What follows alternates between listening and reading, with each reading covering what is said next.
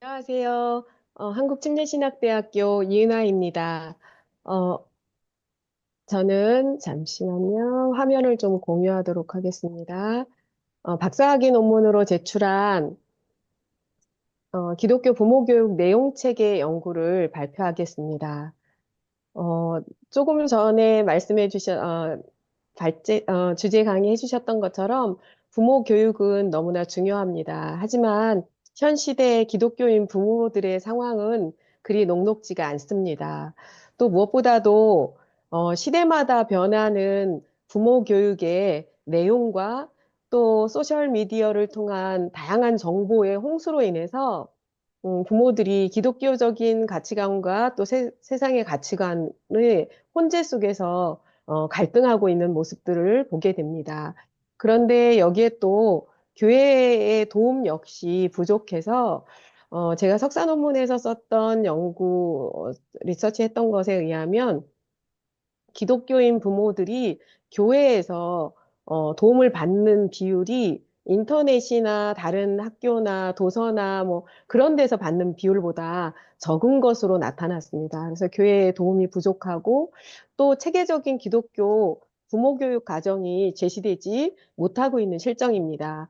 그래서 성경을 기반으로 한 그런 체계적인 기독교 교육 과정의 개발이 필요한 그런 상황에 놓여 있습니다. 그래서 저는 성경과 기독교 부모교육 문헌에 나타난 부모를 향한 교훈을 토대로 해서 기독교 부모교육의 내용 체계를 수립하는 것을 저희 연구의 목적으로 삼았습니다.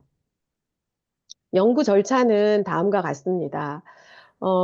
먼저 이론적 배경으로 이런 기독교 부모의 정체성과 역할, 또 뭐 현 상황, 부모 교육의 개념, 내용 변천, 또 기독교 교육 과정 이해 등을 문헌 연구를 통해서 조사를 했고요. 그리고 그것을 토대로 해서 기독교 부모 교육의 내용 영역 및 요소를 선정하고 내용 체계를 구안했습니다. 그리고 그 내용 체계를 구안한 것을 어, 델파이 조사를 두 차례에 걸친 델파이 조사를 통해서 타당성을 검증받고 최종적으로 기독교 부모 교육의 내용 체계를 수립하게 되었습니다. 자료 수집은 첫째로는 성경입니다. 성경은 성경 검색어에 부모, 자녀, 또 부모, 자녀 가르치라, 자녀 양육, 자녀 아비 등을 검색해서 총 360개의 성경 구절이 검색되었는데 그중에 직접적으로 부모에게 주는 교훈이라고 할 수 있는 구절들만 선정을 했고 그래서 최종 구약 24개, 신약 9개, 총 31개의 구절을 선정을 했습니다. 그래서 이 선정한 구절은 동료, 박사 졸업생, 그리고 동료 과정생과 함께 접합성을 논의하였고요. 그리고 기독교 문헌으로는 호메니우스부터 폴 트립까지 다양한 시대의 기독교 부모교육 문헌을 선정을 했습니다. 그래서 이렇게 8건을 기독교 부모교육 문헌으로 선정을 했습니다. 자료를 분석하는 방법으로 저는 근거이론 접근법을 사용을 했습니다. 근거이론 접근법은 그 연구를 시작하기 전에 이론을 정립하지 않은 상태에서 여러 단계하고 절차를 통해서 자료를 수집하고 또 분석해서 또 다시 이제 비교 분석해서 이론을 도출하는 방법이기 때문에 성경과 기독교 문헌에 나타난 부모를 향한 교훈을 통해서 그것을 토대로 부모교육 내용 체계를 수립하는데 적합한 방법이라고 판단하였습니다. 그래서 가장 먼저 그 자료 수집한 것을 가지고 의미 코드를 부여하고 그리고 그 의미 코드 부여된 것에서 지식과 기능과 태도 요소를 추출했습니다. 그리고 이 추출한 요소들을 개방 코딩을 통해서 범주화를 했고요. 그리고 또 추코딩을 통해서 범주들을 서로 연결을 했습니다. 이렇게 해서 범주화를 진행했고, 이 범주들을 통합해서 하나의 이야기로 구성하는 선택 코딩의 절차를 거쳤습니다. 이렇게 내용 영역 및 내용 요소를 선정해서 기독교 부모 교육의 내용 체계를 구안하였습니다. 이 구안된 내용 체계를 어, 두 번에 걸친 델파이 조사를 통해서 전문가 11분의 검증을 통해서 타당성을 확보하였습니다. 이런 절차를 밝힌 지금 연구 결과를 말씀드리면 이렇게 처음에 이제 그 타겟이라고 하는 프로그램에 그 요소들의 그 내용들을 올려서 그 요소들을 추출하고 지식 기능 태도를 또 구분 요소들을 뽑아서 이렇게 이제 지금 개방 코딩 그리고 추코딩 이렇게 하는 과정을 지금 나타낸 겁니다. 그래서 이런 과정을 거쳐서 최종 내용 체계 최종안이 구성이 되었는데요. 대영역이 4개, 중영역이 9개, 내용 요소 30개, 교육 내용 112개로 내용 체계 최종안이 구성되었습니다. 음, 크게 이 대영역 4가지는 첫 번째가 부모 자신의 신앙 성숙이었고요. 두 번째가 기독교인 부모의 정체성과 역할 영역이었습니다. 그리고 세 번째가 자녀 양육 기술 영역이었고요. 네 번째가 신앙 공동체 생활 영역으로 밝혀졌습니다.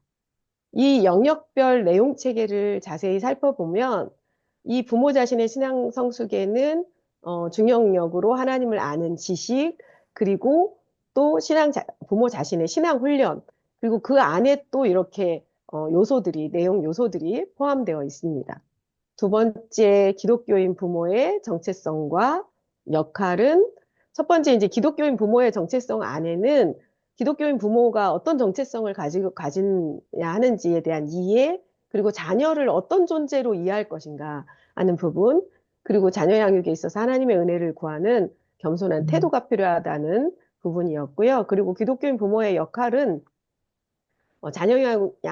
기독교의 자녀 양육 개념을 이해하는 거, 기독교인 부모의 직임 이해, 신앙 계승을 위한 부모 역할 이해, 자녀의 전인적인 발달을 위한 부모 역할 이해, 자녀를 위한 기도 실천, 자녀 출산과 양육에 관한 책임 있는 태도, 그리고 자녀에게 신앙을 전수하고자 하는 책임 있는 태도라는 내용 요소로 구성되었습니다.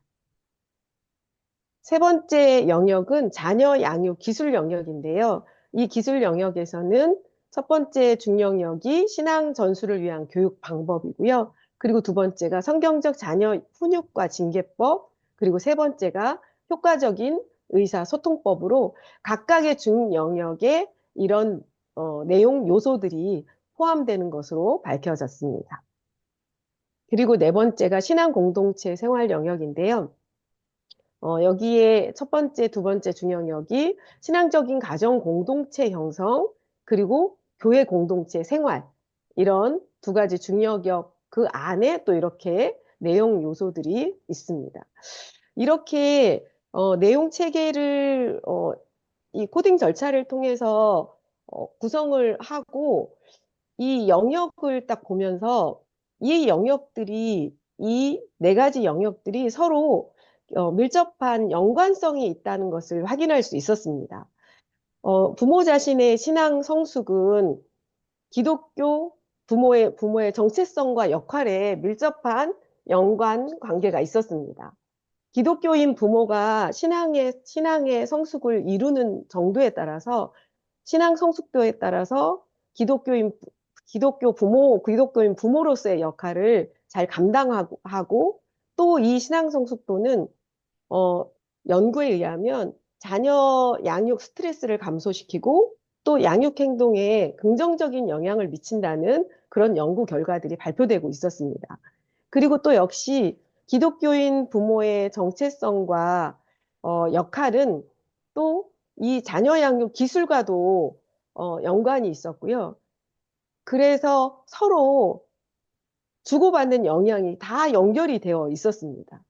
그리고 또 이 자녀 양육 기술을 잘 습득할수록 자녀와의 상호작용이 원활해지면서 이것이 기독교인 부모의 정체성에 긍정적인 영향을 주고 부모 역할 수행에 도움을 준다는 것도 다른 연구들에서 밝혀주고 있었습니다. 이 세 가지 영역, 그러니까 부모 자신의 신앙 성숙 영역, 기독교인 부모의 정체성과 역할, 자녀 양육 기술은 가정과 교회 공동체 생활과도 밀접한 연관이 있었는데요. 교회는 교회는 이 부모들에게 이 세 가지 영역을 잘 교육함으로써 가정을 그리스도의 영이 머무는 곳으로 지원하는 그런 역할을 할 수 있었고, 또 이 교회 공동체 생활은 부모의 정체성 확립에도 영향을 미치는 것으로 나타나고 있었습니다. 그리고 또 이렇게 교육을 받은 이 부모들을 통해서 가정 공동체가 어, 이렇게 신앙적인 가정 공동체로 형성됨으로 인해서 이 가정 공동체가 또 교회 공동체에 영향을 줌으로 해서 교회 공동체 내에 소외된 가정이 없도록 함께 예배하고 교제하고 또 다른 가정의 자녀 양육에 동역하는 이런 구조로 연결된다는 것을 발견할 수 있었습니다. 그래서 이 표는 네 가지 이 영역과 그 상호 연관성을 시각적으로 보여주는 그런 도식입니다.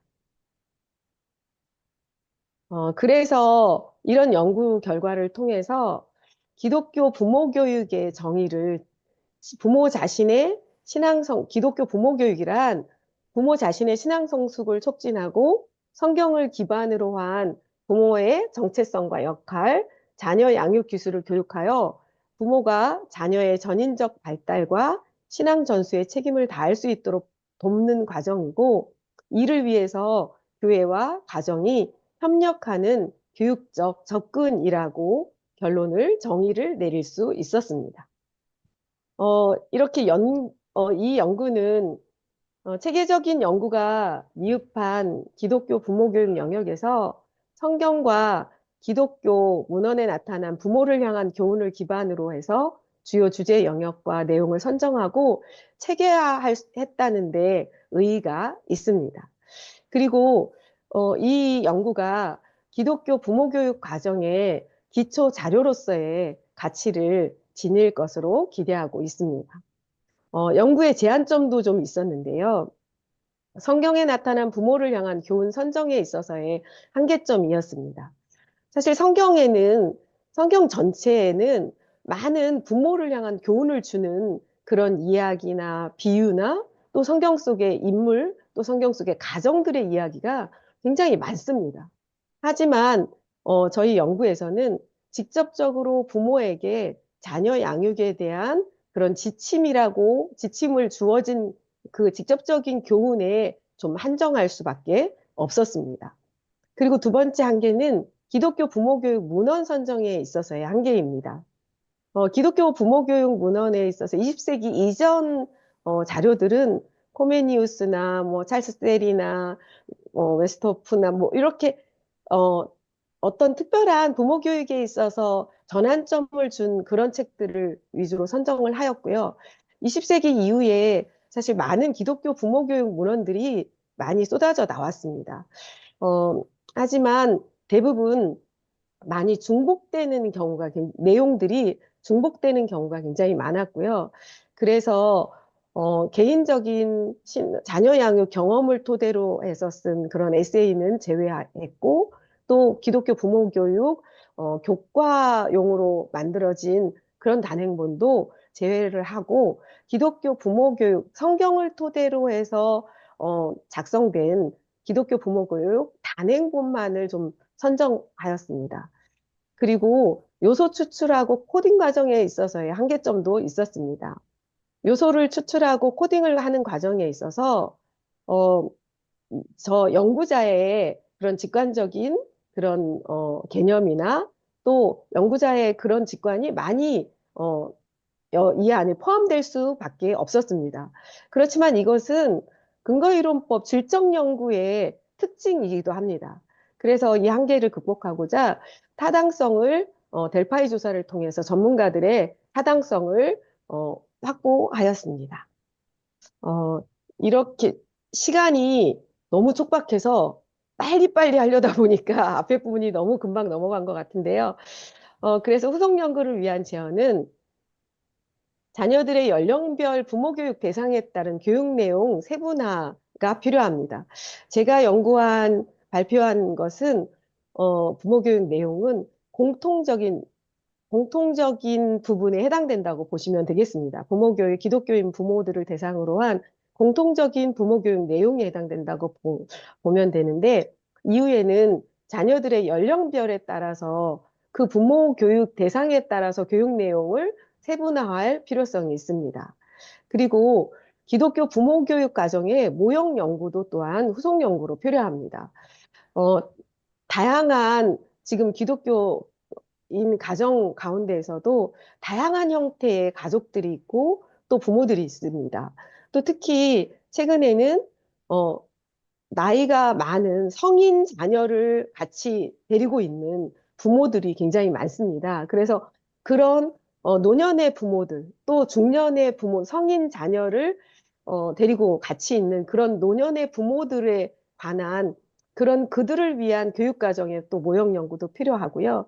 그리고 또 지금 제가 연구한 것은 음, 그 이후에 교육 내용에 중심을 둬서 내용 체계를 연구한 것이라면 후에는 각 과정에 대한 교육 목표나 또 교육 평가 자료를 또 마련하는 후속 연구도 필요하다고 하겠습니다. 그리고 기독교 부모 교육의 주제 영역과 영역별 내용에 대한 지속적인 논의와 정비가 필요합니다. 이상으로 발표를 마치도록 하겠습니다. 감사합니다.